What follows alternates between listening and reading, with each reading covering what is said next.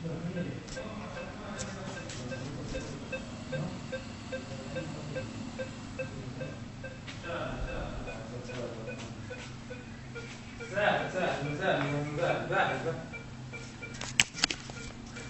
باهي باهي باهي تفضل.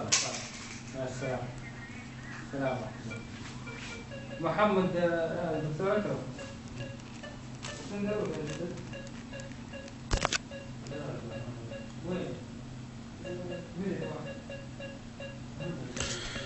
اليوم الاثنين، يوم الاثنين ولا؟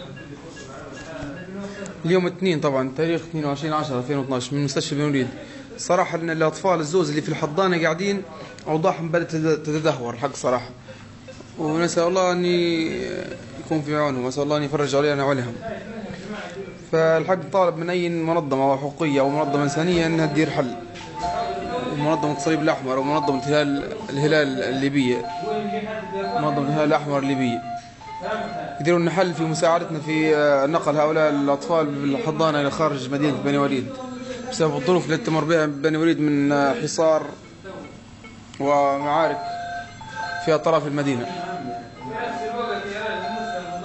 فنسأل الله أن يفرج علينا وعليهم. صراحة نخاف أن هؤلاء الأطفال إذا لم ينقلوا إلى مكان متخصص أن يموتوا، يعني أن أوضاعهم بدأت تتدهور. إن شاء الله تكون العاقبة خير.